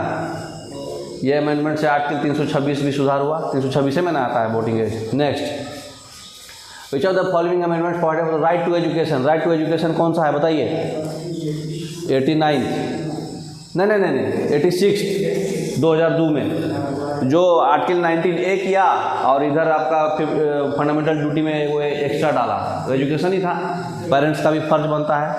नेक्स्ट पार्ट 3 में डाला था राइट टू एजुकेशन 19A में, अरे आर्टिकल 21A है ना। Next which of the following lengthiest amendment कौन था? 42वां, इसको मिनी कॉन्स्टिट्यूशन भी बोलते हैं। सबसे ज़्यादा दम जिद्दी किस्म की थी वो इंदिरा गांधी, वो अपने मनमानी करती थी। नेक्स्ट ये जो है इंदिरा गांधी बताया आपको, कांग्रेस का सरकार था, इंदिरा गांधी थी, बहुत अमेंडमेंट हुआ था, इसलिए इसको मिनी कॉन्स्टिट्यूशन भी बोलते हैं। Next in which year was the 44th amendment pass? 44वां 1978 में Morarji Desai, BJP government. Next जो भी 42वां में हुआ था उसका कुछ कुछ प्रोविजंस को हटाना था, वो खराब जो था, ठीक है। नेक्स्ट 24th अमेंडमेंट कब हुआ था? 24th अमेंडमेंट हुआ था 1971 में। इसमें हुआ था कि फंडामेंटल राइट्स को भी हम चेंज कर सकते हैं, लड़ाई हुआ था। इसमें कुछ कहानी है, हम आपको बता देते हैं, ठीक है। थोड़ा सा बंद कीजिए। देखिए 24th अमेंडमेंट में आया था 1971 में, उसमें था कि भाई पार्लियामेंट कोई भी फंडामेंटल राइट को भी अमेंड कर सकता है, सुधार कर सकता है। जिदबना में हुआ था। ये हुआ क्या था, एक शंकरी प्रसाद केस हुआ था 1951 में, पहला अमेंडमेंट हुआ था, याद है। तो 1951 में शंकरी प्रसाद केस में जमींदारी एबोलिशन एक्ट लगा था 1950 का। उसमें क्या था कि Bihar land reforms, Bihar, UP और एमपी में जमींदारी सिस्टम पहले से चलता आ रहा था। वहाँ के जमींदार लोग जितने भी थे, तो उसी में शंकरी प्रसाद भी बहुत बड़े जमींदार थे। तो वही जमींदारी एबोलिशन एक्ट के तहत उनका जितना भी ज़मीन उमीन था सब अपने अंडर में ले लिया गया था, गवर्नमेंट के अंडर में। तो उसी को लेकर के कॉन्स्टिट्यूशनल अमेंडमेंट हुआ था। तो उसी को लेकर के वो बोले कि क्या आप फाइनेंशियल राइट, अरे फंडामेंटल राइट को भी आप अमेंडमेंट करिएगा, ये तो हमारा पर्सनल अधिकार है, right to liberty, right to equality, ठीक है। तो वो सुप्रीम कोर्ट को केस किए थे, वहाँ पे 5 को जज बैठ करके बताए कि भाई जो आर्टिकल 13(2) है जुडिशियल रिव्यू एक ऑर्डिनरी लॉ है, और जो अमेंडमेंट्स है आर्टिकल 368 ये ऑर्डिनरी लॉ नहीं है। इसका मतलब अमेंडमेंट्स जो हुआ है वही फॉलो होगा। तो यहाँ पे केस हार गए शंकरी प्रसाद केस, तो हार गए। तो फिर उनको उसी में फिर एक और केस आया, गोलकनाथ केस। गोलकनाथ केस क्या है? गोलकनाथ पंजाब के आदमी है जिनके पास 500 एकड़ ज़मीन था। वहाँ पर हुआ एक नया लॉ चला, मतलब एक्ट आया, Punjab security and land tenure act, ठीक है। 1953 में एक एक्ट था। उस एक्ट से था कि एक आदमी 30 लाख एकड़ से ज़्यादा, अरे 30 लाख लिख दिए, 30 एकड़ से ज़्यादा लैंड एक्सेस नहीं कर सकता है। और इसके पास था 500 एकड़, 500 लाख, तो ये 500 एकड़ था इनके पास, और 30 एकड़ से ज़्यादा आप एक्ट नहीं कर सकते Punjab security and land tenure act 1953 के तहत। तो ये गरमा गया, किसी का भी भाई अब पर्सनल ज़मीन छिनाएगा, गवर्नमेंट हड़प लेगा। तो फिर वहाँ पर भी मतलब वो केस कर दिया। तो केस कर दिया, तो उस समय जब केस हुआ तो 11 वो जज थे, 6:5 मेजोरिटी में हुआ। सुप्रीम कोर्ट बोला कि फाइनेंशियल राइट, जो फंडामेंटल राइट को आप नहीं छू सकते, पार्लियामेंट फंडामेंटल राइट को नहीं छेड़खानी कर सकता है। यहाँ पे उल्टा बोला, शंकर प्रसाद केस में बोला कि फंडामेंटल हमारा जो अमेंडमेंट्स है वो 13/2 जो है जुडिशियल रिव्यू के आगे है, इसलिए आपको ये जमींदार का सारा ज़मीन देना पड़ेगा। तो शंकर प्रसाद केस में सब देना पड़ गया, बिहार, एमपी, यूपी में। लेकिन यहाँ 17वां अमेंडमेंट 1966 में आया था, 1967 में 17वां अमेंडमेंट आया था। तो उसमें जो है वो पंजाब गवर्नमेंट जो है सारा 30 एकड़ से ऊपर वाला ज़मीन सब अपने हड़प रहा था। तो इसमें बहुत लड़ाई झगड़ा चला। तो वो फिर क्या बोला कि हम फंडामेंटल राइट्स को आप नहीं छू सकते, सुप्रीम कोर्ट बोला। इसमें क्या क्या लॉ वायलेट हो रहा था? 19(1) का F, 19(1) का G और article number right to equality. ये कौन बोला? गोलकनाथ बोला कि ये तीनों लॉ है जो है आप वायलेट कर रहे हैं, फंडामेंटल राइट को आप वायलेट नहीं कर सकते, माने छेड़खानी नहीं कर सकते। सुप्रीम कोर्ट भी बोला। तो उसी में गुस्सा में 24th अमेंडमेंट आया। 24th अमेंडमेंट आया 1971 में, और वही बोला कि हम कुछ भी कर सकते हैं, बाबा हैं हम। पार्लियामेंट बोला कि हम कुछ भी कर सकते हैं, जुडिशरी हमको डिस्टर्ब नहीं करे। तो उसके बाद फिर आया केशवानंद भारती केस 1973 में। केशवानंद भारती केस में क्या हुआ, केरला गवर्नमेंट जो है, केरला लैंड रिफॉर्म्स 1963 में आया था, तो 24 अप्रैल को सचिन तेंदुलकर का जन्म है, इसी दिन सुनवाई हुआ था केशवानंद भारती केस का। तो उसमें क्या हुआ था, एक मठ था, केशवानंद भारती केस का रिप्रेजेंटेशन कौन किए थे, नाना भाई फाल्केवाड़ा, ठीक है। तो ये एक वहाँ पे केरला गवर्नमेंट में बहुत बड़ा, मतलब बहुत मठ था, बहुत लैंड था जहाँ एग्रीकल्चर वगैरह था, तो उसको ये केरला गवर्नमेंट जो है अपने अंदर में लेना चाह रहा था। तो पार्लियामेंट जो है, वही बात है, गवर्नमेंट यहाँ पर जो है 42वां अमेंडमेंट को सुधार करके ये बोल दिया था 42वां अमेंडमेंट में कि भाई हम कुछ भी अमेंड कर सकते हैं, जुडिशियली रिव्यू छेड़खानी नहीं कर सकता पार्लियामेंट को। तो यहाँ पर सुधार हुआ, और सुधार होने के बाद 25वां अमेंडमेंट भी आया था कि भाई राइट टू प्रॉपर्टी जो है कटेल कर सकते हैं, मतलब कि हम किसी आदमी का प्रॉपर्टी को कटेल कर सकते हैं, 25वां अमेंडमेंट में बोला गया था। तो इसी तहत वो कटेल कर दिया था इसका प्रॉपर्टी को, गोलकनाथ का। तो उसकी वजह से जुडिशियल रिव्यू आर्टिकल नंबर 13 भी डिस्टर्ब हो रहा था, क्योंकि उसका बात नहीं मान रहा था ना पार्लियामेंट जो है, सुप्रीम कोर्ट का बात नहीं मान रहा था, और उस समय सरकार था इंदिरा गांधी का। तो उस समय वो बोला कि आप फंडामेंटल राइट को भी छेड़ दो, माँ बहन जो करना है कर दो, लेकिन आप बेसिक स्ट्रक्चर कॉन्स्टिट्यूशन का नहीं बदल सकते। बेसिक स्ट्रक्चर जो है कॉन्स्टिट्यूशन का, हमारा जो मूलभूत है, उसको आप नहीं बदल सकते। इससे ये निष्कर्ष निकला, केशवानंद भारती केस तो हार गई, केशवानंद भारती गवर्नमेंट को ही सारा ज़मीन मिला, लेकिन एक वो कहावत है ना, हम जीत कर भी ऐसा हारेंगे कि तुम, मतलब हम हार के भी ऐसा जीतेंगे कि तुमको जीत का भी जीत का महसूस नहीं होगा। वही हाल है, यही हार गई फिर भी उसको ज़िंदगी भर याद रखा जाएगा, क्योंकि इससे एक नया पता चला ना कि पार्लियामेंट जो है कुछ भी छेड़खानी कर सकता है, लेकिन बेसिक स्ट्रक्चर को नहीं छेड़खानी कर सकता है। उसके बाद एक और केस आया, मिनर्वा मिल्स केस 1980 में, 29th अमेंडमेंट 9th शेड्यूल में लगा दिया गया था। उसमें बोला गया था कि भाई शेड्यूल है ये, लैंड रिफॉर्म्स को आप क्वेश्चन नहीं कर सकते। लैंड में जो रिफॉर्म्स है ना 9वां शेड्यूल, उसको आप क्वेश्चन नहीं कर सकते, पार्लियामेंट बोला। तो कॉन्स्टिट्यूशन फिर उसी के बाद जो है मिनर्वा मिल्स केस के बाद हुआ। मिनर्वा मिल्स में क्या हुआ था कि बहुत ही टेक्सटाइल वर्कर्स था कर्नाटका बंगलोर में, बहुत बड़ा टेक्सटाइल मिल्स था इसका। तो उसमें बोल रहा था कि ये टेक्सटाइल मिल्स वाला जो है सही से काम नहीं कर रहा है, मतलब गवर्नमेंट के अगेंस्ट काम कर रहा है। इसको अंडरटेकिंग एक्ट के तहत 1974 के तहत जो है कर्नाटका गवर्नमेंट अपने अंडर में ले ली, ठीक है। और ये केरला गवर्नमेंट ली थी, और वो वाला किसका था, पंजाब गवर्नमेंट, है उसके ऊपर वाला बिहार, है ना। तो मिनर्वा मिल्स केस में मतलब एक डिसीजन हुआ कि भाई कॉन्स्टिट्यूशन सुप्रीम है, पार्लियामेंट नहीं, आप बाबा मत बनिए, बाबा ई है। यहाँ डिसीजन ये हुआ। फिर एक वामन राव केस हुआ, उसके बाद वामन राव केस से हुआ कि भाई बेसिक स्ट्रक्चर जो है वो एप्लीकेबल कब से होगा, केशवानंद भारती केस है। उसके पहले वाला रिकॉर्ड आकर के तुम अलबल मत करो। तो फिर वामन राव केस में ये हुआ। देखिए बेसिक स्ट्रक्चर क्या क्या है, याद रखिए। कॉन्स्टिट्यूशन सुप्रीम होगा, डेमोक्रेटिक और रिपब्लिक फॉर्म ऑफ यूनियन होना चाहिए, हमारा सेकुलरिज्म मेंटेन रहना चाहिए, फेडरलिज्म मेंटेन रहना चाहिए, और जो पावर है लेजिस्लेटिव, एक्जीक्यूटिव और जुडिशरी में सेपरेट होना चाहिए। अपने बाबा नहीं बनना है लेजिस्लेटिव को, यहाँ पे लेजिस्लेटिव बाबा बन रहा था ना पार्लियामेंट, तो वो नहीं होना है। सबको इक्वल पावर, मैंने सेपरेशन ऑफ पावर होना है। जुडिशियल रिव्यू है ना आर्टिकल 13, तो उसको नहीं छेड़खानी करना है। देखिए एक जगह हम कर दिए हैं, शंकरी प्रसाद केस 1951 में बिहार यूपी में था, इसका उस समय चीफ जस्टिस थे पतंजलि शास्त्री। गोलकनाथ केस 1967 में था, पंजाब गवर्नमेंट के केस था, कोका सुब्बाराव। उसके बाद 1973 में केशवानंद भारती, ये तो याद रहेगा आपको, 24 अप्रैल सचिन तेंदुलकर का जन्मदिन, केरला गवर्नमेंट उस समय थे, SM सिकरी। उसके बाद 1980 में मिनर्वा मिल्स था कर्नाटका में, YV चंद्रचूड़। और एक और था सज्जन सिंह नाम का आदमी, 1965 में राजस्थान गवर्नमेंट में हुआ था अमेंडमेंट, 26वां अमेंडमेंट आया था 1954 में। उसमें क्या था कि राजस्थान में सज्जन सिंह जो थे, राजस्थान में प्रिंसली स्टेट का अलग से प्रिविलेज मिलता था, प्रीवी प्रिविलेज और प्रीवी फंड्स, वो सब जो है ना ये रिमूव कर दिया था 26वां अमेंडमेंट में। 26वां अमेंडमेंट हुआ था 1954 में, तो सारा रिमूव कर दिया गया था, तो सारा रिमूव हो गया था। 4-5 केस था। तो यही 24th अमेंडमेंट में था कि पावर जो पार्लियामेंट को पावर है कि वो कोई भी चीज़ को, कोई भी कॉन्स्टिट्यूशन को अमेंडमेंट कर सकता है, फंडामेंटल राइट्स को भी, ठीक है।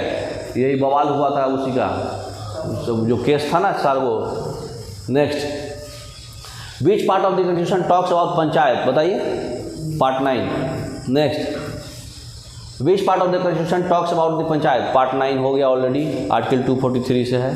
द फर्स्ट अमेंडमेंट कब हुआ था? 1951 में। नेक्स्ट, जमींदारी हटाया गया था, उसी के लिए वो केस हुआ था, शंकर भारती केस। शंकरी प्रसाद हो गया।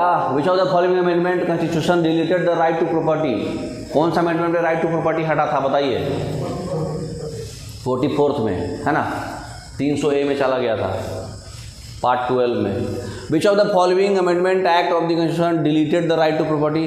वही है, 300A हो गया था, 31 में था पहले, 300A हो गया लीगल राइट, पार्ट 12। सिटीजनशिप बताइए कौन में आएगा? Introduce a new category of citizenship for the person of Indian origin, it is officially termed as. कौन सा सिटीजन होगा? इंडियन ओरिजिन है, overseas citizen of Indian card holder. ठीक है, नया कैटेगरी एक्ट आया है ये। अब देखिए इंपॉर्टेंट अमेंडमेंट ध्यान रखिए। पहला अमेंडमेंट 1951 में था, लैंड रिफॉर्म्स 9th शेड्यूल, जो वही जमींदारी हटाया था। 7वां अमेंडमेंट रीऑर्गेनाइजेशन ऑफ स्टेट, भाषा के आधार पे आंध्र प्रदेश 1956 में बना था, याद है। 24th अमेंडमेंट 1971 बवाल हुआ था यही, हम फंडामेंटल राइट को भी छेड़खानी कर सकते हैं। 42nd अमेंडमेंट मिनी कॉन्स्टिट्यूशन बोला जाता है। 44th अमेंडमेंट में 42वां अमेंडमेंट का कुछ चेंज हुआ था और ये आर्टिकल 31 हटाया गया था। नेक्स्ट, 52nd अमेंडमेंट 1985 में अभी पढ़े थे, पार्ट 10वां शेड्यूल पढ़े थे ना, एंटी डिफेक्शन लॉ। 61वां अभी पढ़ लिए, छक्का मारा था सचिन तेंदुलकर, 18 साल का बच्चा। 65वां अमेंडमेंट 1990 में SC/ST का नेशनल कमीशन यही अमेंडमेंट में बना था, आर्टिकल 338। 89th अमेंडमेंट में 338A और 338B कब बना बताइए? 2000, मतलब कौन सा अमेंडमेंट? अरे भाई 89 तक तो तुम पहुंच गए ऑलरेडी। 73rd 74th तो जानते हैं, पंचायत और म्यूनसिपलिटी। 86वां जानते हैं, art right to education. 338B कौन सा अमेंडमेंट में बना था? 103वां। नेक्स्ट, 91st अमेंडमेंट में 15% मिनिस्टर रहेगा, पहले 10% था ना, मतलब जितना भी PM है अपना कैबिनेट मिनिस्टर कितना बना सकता है? 15%। 97th अमेंडमेंट में कोऑपरेटिव सोसाइटी है, याद रखिएगा, इंपॉर्टेंट है। तो आर्टिकल 243। 99th अमेंडमेंट में national joint appointment commission, judiciary, national judiciary appointment commission 2014 में ये हुआ। 100वां लैंड एक्सचेंज हुआ इंडिया और बांग्लादेश के बीच, इतना ज़रूरत नहीं है।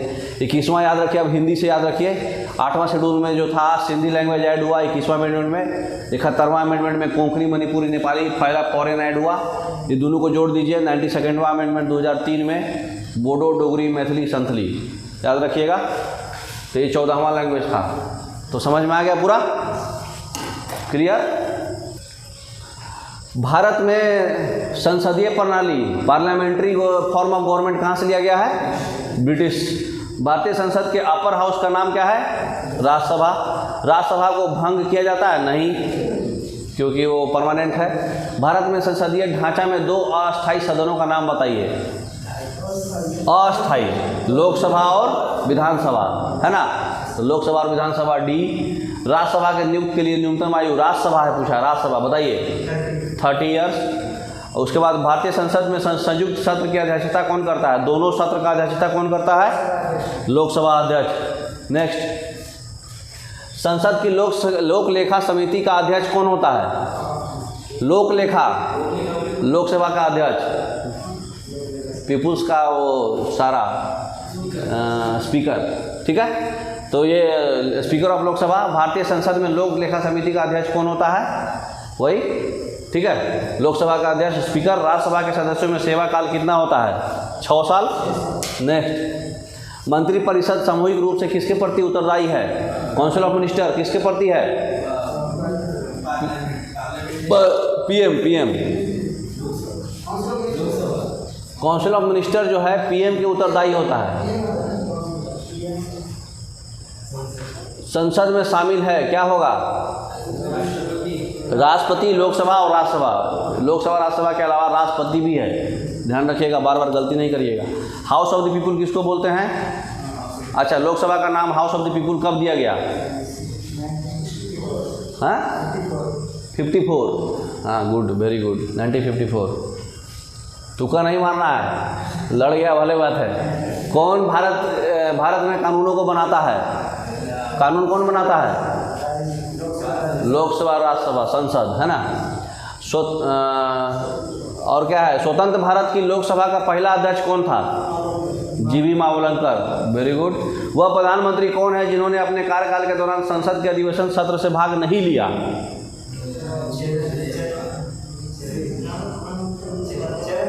चौधरी चरण सिंह, ठीक है। वाजपेयी की बहुत पुराना बात है जी, 2006 की क्वेश्चन है ही तुम। वो मतलब हर 6 महीने पे संसद का बैठक होता है, मिनिमम अधिवेशन होता है, उसमें दोनों लोकसभा और राज्यसभा के मेंबर्स को बैठना होता है। तो उसमें पीएम को तो जरूर बैठना पड़ेगा क्योंकि लोकसभा का मेन हेड है वो, तो वो चौधरी चरण सिंह नहीं बैठा था।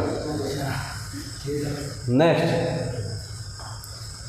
भारतीय संविधान के अनुसार संसद के दोनों सदनों का अधिवेशन एक वर्ष में कम से कम कितना होना चाहिए? 2 बार, हर 6 महीना पे। संसद में किसके सदन से 2 सदनों के बीच अंतराल किसके अधिक नहीं होना चाहिए? 6 महीना से अधिक। एक हो गया तो दूसरा 6 महीने, वही सीटिंग, सत्र बोलो तो सीटिंग, ज्वाइंट सीटिंग। यदि संसद किसी विशेष उद्देश्य के लिए कोई समिति नियुक्त कर रहा है तो उसको क्या बोलते हैं? Ad hoc committee. कोई स्पेशल कर रहा है तो।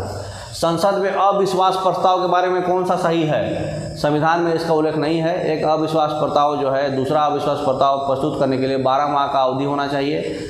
सदन में प्रस्तुत करने से पहले कम से कम 100 व्यक्ति उस केवल लोकसभा में प्रस्तुत, हाँ ये अविश्वास प्रस्ताव जो है सिर्फ लोकसभा में प्रस्तुत किया जा सकता है, ठीक है।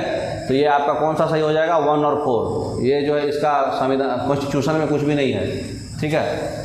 कॉन्स्टिट्यूशन में इसमें कुछ भी इस अविश्वास प्रस्ताव प्रपोजल के बारे में कुछ नहीं लिखा हुआ है, ठीक है। ये सिर्फ और सिर्फ लोकसभा में है ना। किस सदन में अध्यक्ष उस सदन का सदस्य नहीं होता है? बताइए। राज्यसभा। राज्यसभा का अध्यक्ष कौन होता है? Vice president. तो उसका थोड़ी है। भारतीय संसद की सबसे महत्वपूर्ण विशेषता क्या है? इसमें राष्ट्रपति भी शामिल है ना। राष्ट्रपति के द्वारा संसद ऊपरी सदन कभी भंग नहीं होता। उसके बाद क्या था? राष्ट्रपति द्वारा राज्यसभा के सदस्यों के नामांकन का नियम किस देश के संविधान से लिया गया है? राज्यसभा के सदस्य का नामांकन बताइए कहाँ से लिया गया है? राज्यसभा का नामांकन, राज्यसभा का मेंबर्स का मतलब इलेक्शन जो होता है कहाँ से होता है? कुछ भी है, बोलिए। South Africa. लोकसभा आयोजित करने के लिए अपेक्षित जनपूर्ति क्या है? 1/10। 1/10 आपको रहना ही रहना है ना। नेक्स्ट, भारतीय संविधान के अधिकांश उपबंधों का संशोधन किया जा सकता है राज्य विधानसभाओं द्वारा एक साथ मिलकर, अकेले संसद और राज्य विधानसभाओं के संयुक्त अनुमोदन द्वारा, ये दोनों, ठीक है। संसद भी और स्टेट लेजिस्लेटिव काउंसिल भी सब मिल के संविधान का सारा उपबंध का संशोधन होगा, अकेले संशोधन नहीं होगा, है ना। कौन सा अनुच्छेद संसद के राज्य सूची के विषय पर कानून बनाने का अधिकार देता है? बताइए। राज्य सूची, स्टेट लिस्ट।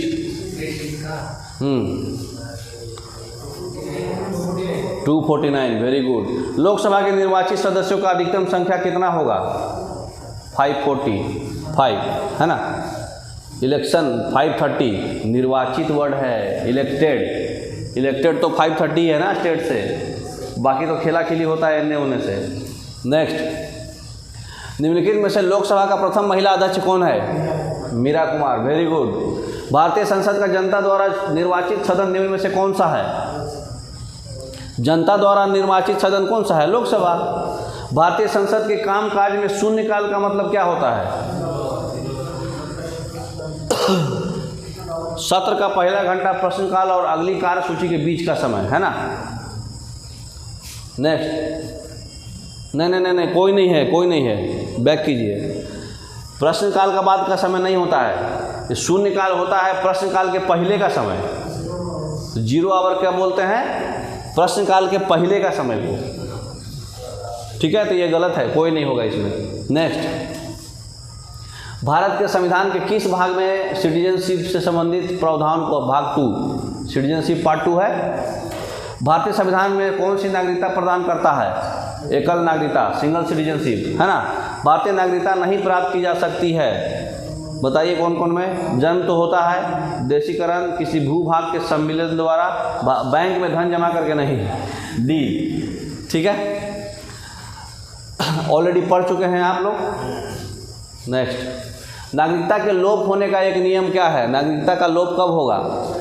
जब आप देशद्रोह का अपराध सिद्ध हो गया आपके ऊपर। ठीक है, भारत में नागरिकता के निम्नलिखित विशेषताओं में से कौन सा सही है? राज्य तथा राष्ट्र की दोहरी नागरिकता नहीं, राज्य की एकल नागरिकता, संपूर्ण भारत की एकल, ये सी।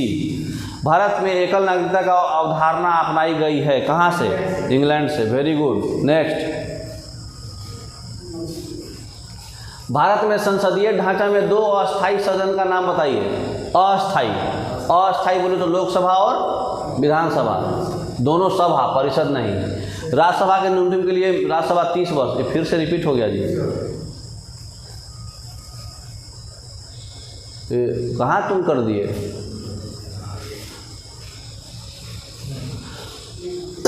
एक व्यक्ति नागरिकता के आधार कैसे खो सकता है?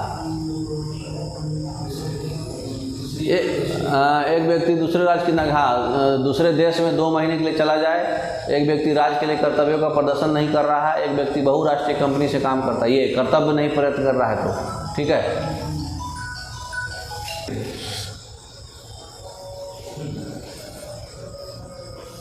कहाँ था? नागरिकता प्राप्त करने के लिए शर्तें निर्धारित करने वाला सक्षम निकाय कौन सा है? नागरिकता प्राप्त करने के लिए शर्त कौन कराएगा? संसद। गुड। निम्न में से कौन नागरिकता के अर्जन हेतु शर्तों को निर्धारित करने के लिए सक्षम है? संसद। ठीक है। नेक्स्ट, किस देश में दोहरी नागरिकता परमिट है? अमेरिका में, बताए थे आप लोग को। किस अनुच्छेद के तहत विदेशी नागरिकता ग्रहण करने वाले व्यक्तियों को भारतीय नागरिकता समाप्त कर दी जाएगी? विदेशी 5, 6, 7, 9 समाप्त, 5, 6, 7, 8 तो लेने वाला है, 9वां समाप्त है। संविधान के किस अनुच्छेद के तहत संसद को नागरिकता पर कानून बनाने की शक्ति दी गई है? 11, पावर ऑफ बोले थे ना 11। भारत का एक नागरिक अपनी नागरिकता खो देगा यदि वो किसी अन्य देश के नागरिक से विवाह करता है, सरकार की आलोचना करता है, भारतीय नागरिकता का परित्याग करता है, स्वेच्छा से अन्य देशों की नागरिकता प्राप्त करता है। हाँ, एक तो दूसरा होगा, ठीक है, स्वेच्छा से दूसरा नागरिकता प्राप्त करता है, और पहला परित्याग भी करेगा तो उसको हटा दिया जाएगा। ठीक है, फर्स्ट और 2, बाकी सब नहीं, आलोचना करने से कुछ नहीं होता। नागरिकता अधिनियम 1955 के अंतर्गत पंजीकरण द्वारा भारतीय नागरिकता प्राप्त करने के लिए रजिस्ट्रेशन के दौरान, ठीक है, भारतीय मूल व्यक्ति को भारत में कितने वर्ष बिताने होंगे? 5 वर्ष। नेक्स्ट, भारतीय संविधान में नागरिकता के प्रावधान 5 वर्ष नहीं 7 वर्ष। पिछले क्लास में कितना पढ़ाए थे? एक बार देख लेना, कंफ्यूजन है। भारतीय संविधान में नागरिकता के प्रावधान कब लागू हुआ? नागरिकता सिटीजनशिप कब आया? 1951। इनमें से कौन सा मौलिक अधिकार फंडामेंटल ड्यूटी विदेशी नागरिकों को प्राप्त नहीं है? फंडामेंटल राइट विदेशी को कौन कौन प्राप्त नहीं है बताइए? ऑलरेडी बताए हैं। लोक नियोजन के विषय में अवसर की समानता, अस्पृश्यता, अपराधों के लिए दोष सिद्धि का अधिकार, प्राण और पहला वाला, ठीक है, अवसर का समानता नहीं है उनको पूरा, ठीक है, अपॉर्चुनिटी नहीं है ना उनको एम्प्लॉयमेंट का। नागरिकता संविधान के किस अनुच्छेद में है? 5 से 11। भारतीय नागरिकता अधिनियम 1955 है ना। भारतीय नागरिकता अधिनियम कितने आधार पर नागरिकता दी जा सकती है बताइए? 5 आधार था, बर्थ और लंबा चौड़ा था ना, इंडस्ट्रियलाइजेशन और क्या क्या था। भारतीय नागरिकता अधिनियम में कितनी बार संशोधन हुआ है? 8 बार बताए हैं हम, 1963 और 87 और था ना, 8 बार। नेक्स्ट, भारतीय नागरिकता अधिनियम किस वर्ष लागू हुआ था? 1955। भारतीय नागरिकता में कितना ये सब हो गया? नेक्स्ट, फिर रिपीट हो गया था। भारतीय संविधान के समवर्ती सूची कंकरेंट लिस्ट की धारणा किस देश से ली गई है? कंकरेंट लिस्ट बताइए। Concurrent list, concurrent list Australia से लिया गया है, अमेरिका से लिया गया है। नेट पे सर्च मारो। कॉन्करेंट लिस्ट शायद कनाडा, नहीं, नीति निर्देशक तो आयरलैंड से लिया गया है। Directive principle of state policy है ना, देखो कितना बार आया है, देख रहे हो, घिना दिया है एकदम। Directive principle of state policy Ireland, घिनैले है पूरा। ऑस्ट्रेलिया, ठीक है, याद रखिएगा, ये भी बहुत बार आया है, यूपीपीसीएस में भी, एसएससी में भी। ऑस्ट्रेलिया से लिया गया है कंकरेंट लिस्ट। भारत में सरकार की संसदीय प्रणाली, ये तो ब्रिटेन से ऑलरेडी है। नेक्स्ट, राष्ट्रपति द्वारा राज्यसभा के सदस्यों को नामांकन के लिए किस देश का संविधान से लिया गया? हाँ, राज्यसभा के सदस्य कहाँ से लिया गया है? South Africa. सर्वसत्ता संपन्न संसद की अवधारणा किस देश से लिया गया है? सर्वसत्ता संपन्न संसद माने जापान से, ठीक है।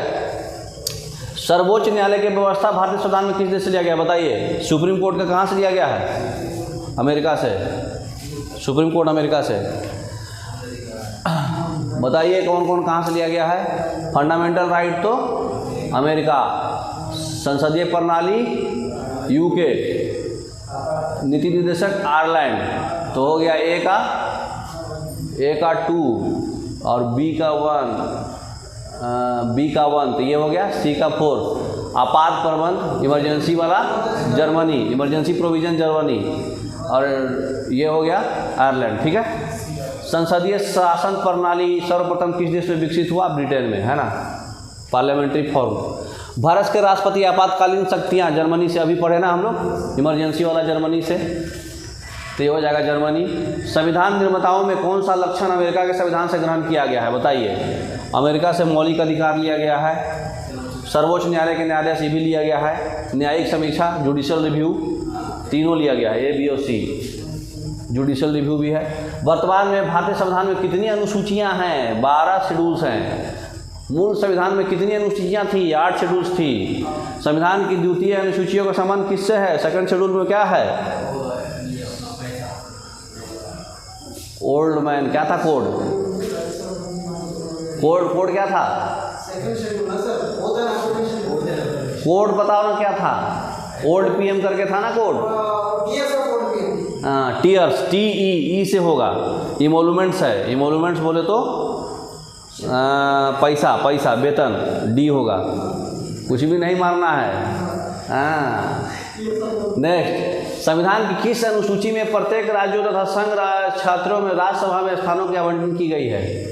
राज्यसभा में स्थानों, एलोकेशन ऑफ सीट, राज्यसभा प्रतिनिधि। कोड बताओ। TEAR, चौथा। खाली कोड का पहला वर्ड याद रहेगा तो मार दोगे। टीयर्स ऑफ ओल्ड पीएम तो याद रखो, कम से कम नहीं याद हो रहा है तो। भारतीय संविधान में 22 भाषाओं में राजभाषा का दर्जा दिया गया, इसका उल्लेख किस सूची में है? 8वां शेड्यूल, 8वां शेड्यूल में लैंग्वेज का बात है। नेक्स्ट, 8वां अनुसूची का संबंध किससे है? भाषाओं के साथ। दल बदल, एंटी डिफेक्शन 10वां। नेक्स्ट, दल बदल में योग्यता विवरण की वही 10वां। भारतीय संविधान की 10वां सूची, बाप रे बाप, दल बदल हो गया, याद करा दिया ये तो। भारतीय संविधान में अनुसूची में राज्यों में अनुसूचित क्षेत्रीय SC ST एरिया बताओ। SC एरिया, टीयर्स, TEARS, 5वां। निम्न में से कौन नई जोड़ी गई अनुसूची नहीं है? 8वां था ना पहले, तो 8वां नहीं है ना, बाकी तो जोड़ाया है। 9वां 10वां 11वां जोड़ा, 8वां तो पहले से है। नेक्स्ट, कौन नई जोड़ी सूची नहीं है? हो गया। संविधान में कौन सी अनुसूची दल बदल? अरे भाई तो रटवा दिया जी, 10वां बहुत बार पूछा, माँ बहिन कर दिया। चौथा अनुसूची बताइए। 8वां हम बता दे रहे हैं भाषा है, 9वां भी बता दे रहे हैं भूमि सुधार है, और छठा जो है, चौथा भी बता दे रहे हैं राज्यसभा है, छठा बता दीजिए जनजाति क्षेत्र है। ठीक है। नेक्स्ट, 12वीं क्या है? नगर पालिका, 11वां पंचायत, 12वां municipality. Tears of old man तो याद रखो यार, कम से कम वो भी नहीं याद रखोगे तो कैसे क्वेश्चन मारोगे। ये कोड है। नेक्स्ट, भारत के संविधान का भाग 3 बताइए, फंडामेंटल राइट। भारत के नागरिकों को मौलिक अधिकार का वर्णन, मौलिक अधिकार फंडामेंटल राइट 12 से 35। नेक्स्ट, भारत के नागरिकों को ये हो गया। भारत के संविधान में मौलिक अधिकार कब जोड़ा गया? बहुत पहले ही से है, मूल अधिकार का हिस्सा है ये। नेक्स्ट, भारतीय नागरिकों को प्रदान किए गए मूल अधिकार को क्या हो सकता है? निलंबित नहीं किया जा सकता है ना। भारतीय संविधान के अंतर्गत मूल अधिकारों का संरक्षक कौन होता है? संसद।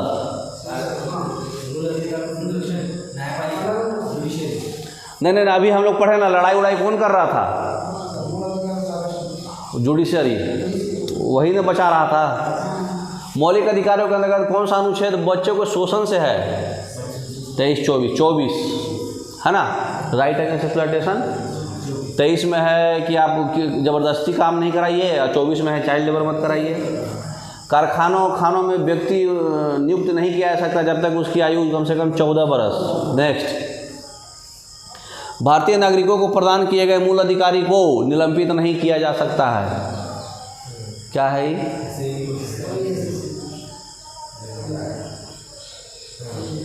भारतीय संविधान का अनुच्छेद 25 क्या है? Security, religion, freedom of religion. निम्नलिखित मौलिक अधिकार में किसको भीमराव अम्बेडकर संविधान का आत्मा बोला था? संवैधानिक उपचारों, right to constitutional remedy, article number 32। निम्न में से कौन सा अधिकार मूल अधिकार में नहीं आता है? संपत्ति का अधिकार, ये लीगल राइट हो गया 300A, पहले 31 था। कितना बार पूछा है, बाप रे, घिना दिया है। कौन सा अधिकार मूल अधिकार में नहीं आता? संपत्ति का अधिकार, घिना दिया है एकदम। संपत्ति के मौलिक अधिकार कब खत्म हुआ? 44वां अमेंडमेंट 1978 में। नेक्स्ट, संपत्ति का अधिकार ये क्या है? संवैधानिक राइट है अब, है ना। तो ये कौन सा राइट हो गया? कॉन्स्टिट्यूशनल राइट, लीगल राइट, है ना। समानता का अधिकार जो है किस अनुच्छेद में अंतर है? Right to equality 14। नेक्स्ट, कौन सा मूल अधिकार नहीं है? संपत्ति। रुला दिया ये तो एकदम। मौलिक अधिकार में संशोधन करने में कौन सक्षम है? सर्वोच्च न्यायालय। नहीं, संशोधन कौन करेगा? संसद करेगा, पार्लियामेंट। हाँ, बचाएगा वो। देखो सारा एक जगह लिखा हुआ है, 12 से लेकर 35 तक। 12 definition of state, 13 judicial review, 14 equity before law, protection of law, 15 right against discrimination, 16 reduction in public employment, फिर 17 अबोलिशन ऑफ क्या था? 17 अनटचेबिलिटी, और 18 था टाइटल्स, 19 था right to freedom of speech and expression, protection in offence के against protection था ये, right to life था, राइट टू एजुकेशन था, 21 से ऐड हुआ था, है ना। 86वां में 22वां था आपका अगेंस्ट अरेस्ट वगैरह हुआ तो, 23वां हो गया ट्रैफिकिंग और बेगार लोग को ज़बरदस्ती नहीं कराना है, 24वां चाइल्ड लेबर, 25वां में फ्रीडम कॉन्साइंस मतलब right to freedom of religion, 26वां रिलीजियस अफेयर्स से शादी ब्याह कर लेंगे, 27वां टैक्स प्रमोशन, 28वां रिलीजियस इंस्ट्रक्शन, 29वां लैंग्वेज कल्चर और माइनॉरिटीज़ का इंटरेस्ट मेंटेन रखना है, और 30वां अपने हिसाब से करना है, कोई भी कॉलेज में एडमिशन ले सकते हैं उसका इंटरेस्ट पे, और इसका इंटरेस्ट को प्रोटेक्शन करना है एजुकेशन का। प्रॉपर्टी वाला हटा दिया गया, और कॉन्स्टिट्यूशनल रेमेडी देखो खटाखट खत्म। नेक्स्ट, ये सब हो गया, बंद कीजिए और देंगे। बताइए संविधान के किस भाग और अनुच्छेद में संविधान संशोधन का प्रक्रिया प्रोसेस 368 अमेंडमेंट्स के बारे में। अमेंडमेंट्स का पहल कहाँ हुआ है? अमेंडमेंट्स कहाँ होता है? कोई भी एक सदन में, संसद का। 2012 का 97वां अमेंडमेंट बताइए किस चीज़ से संबंधित है? कोऑपरेटिव सोसाइटी, है ना। नेक्स्ट, कौन सा संशोधन जो है मिनी कॉन्स्टिट्यूशन कहलाता है? 1976। 56 वाला बताइए क्या था? 7वां लैंग्वेज। 69 बाप है, हम फंडामेंटल राइट को भी बदल देंगे। 44वां तो सबको याद रहता है। 44वां मौलिक अधिकार के शरीर से हटा दिया गया है संपत्ति का अधिकार। 91 में क्या था, 15% कर दिया गया है 10% से। पढ़े कि नहीं? भारतीय संविधान की प्रस्तावना में धर्मनिरपेक्ष, समाजवादी, सेक्युलर, सोशलिस्ट और यूनिटी और इंटीग्रिटी कौन सा संशोधन में ऐड किया गया बताइए? 42 में। संविधान के किस संशोधन द्वारा संपत्ति को हटा दिया गया? 44। 52nd अमेंडमेंट में क्या हुआ था 1985 में? कोयमा शेड्यूल है ही, 10वां शेड्यूल है, दल बदल कानून। नेक्स्ट, भारतवर्ष में मत अधिकार की आयु 21 से 18 कौन सा संविधान में हुआ था? 61 में। कौन सा? संवैधानिक संशोधन द्वारा 61वां। भारतीय संविधान में किस संशोधन द्वारा नागरिकों का मौलिक कर्तव्य को सम्मिलित किया गया है? मौलिक कर्तव्य बोले तो फंडामेंटल ड्यूटी बोल रहा है। फंडामेंटल ड्यूटी कौन सा संशोधन में है? 42nd। अभी पढ़े ना जी, कौन कौन कमेटी था? स्वर्ण सिंह कमेटी। वह संवैधानिक संशोधन कौन सा है जिसके द्वारा राजनीतिक दल बदल हो गया आपका? 52वां 1985। नेक्स्ट, 10वां शेड्यूल। भारतीय संविधान के संशोधन में कौन सा संशोधन केंद्रीय मंडलियों के आकार को सीमित करता है? सेंट्रल लेजिस्लेशन का साइज।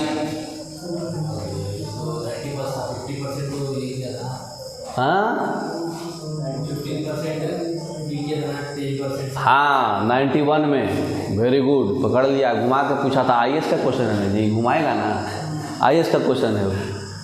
10 से 15% 91 में। किस संवैधानिक संशोधन द्वारा मताधिकार का आयु 61वां? छक्का मार दिया। भारतीय संविधान का अधिकांश उपबंधों को संशोधन किया जा सकता है। अधिकांश कहाँ किया जा सकता है? संसद और राज्यसभा विधानसभाओं के संयुक्त अनुमोदन से। ठीक है।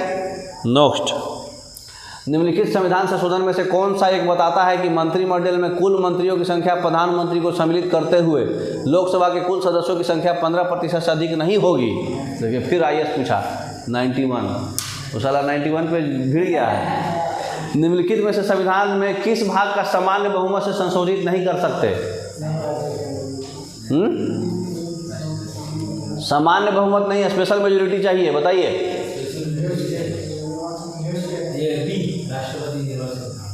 राष्ट्रपति का निर्वाचन। वेरी गुड, अभी नहीं पढ़े हैं, कल पढ़ लेंगे हम लोग। ठीक है, राष्ट्रपति का इलेक्शन। ठीक है। किस संविधान संशोधन द्वारा किन्हीं विशेष परिस्थितियों में directive principle of state policy को मूल अधिकार के ऊपर लिया जाता है? बताइए कौन सा अमेंडमेंट हुआ था जिसमें कि इसको भी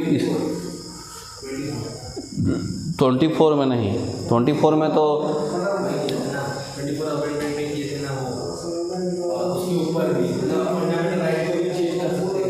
हाँ वो ये वाला कब, ये स्पेशल केशवानंद भारती केस के बाद हुआ था।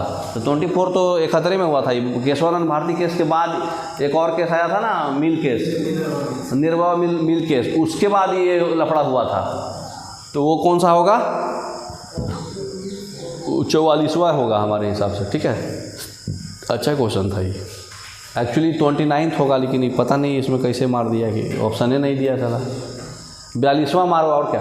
ठीक है। संविधान संघ से किसी राज्य के पृथक होने के संबंधित किया जाता है। Constitution assembly. क्या पूछ रहा है? राज्य को अलग करना है।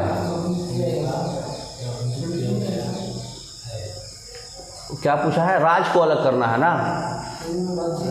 हाँ ये 16वां। बैक करो एक जगह रिवाइज करा देते हैं। बैक करो, क्वेश्चन खत्म का बैक करो। एक जगह है देखो, या बैक, हाँ देखो, राज्य से पृथक अवध 16वां, मतलब राज्य को हटाना है ना, बाउंड्री 16वां। मिनी कॉन्स्टिट्यूशन फंडामेंटल राइट 7 से 6 हो गया 44 में। 52 में दल बदल, आयु कम गया 61 में। दिल्ली को विशेष दर्जा गया 69 में। याद रखिए 69 में दिल्ली को विशेष दर्जा मिला है।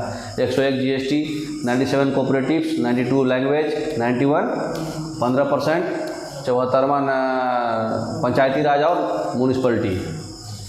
ये इम्पोर्टेंट है ना, याद रखिएगा। तो चलिए आज भर इतना ही, इतना बर्दाश्त कर लिए उसके लिए धन्यवाद। बाकी कल बर्दाश्त करेंगे।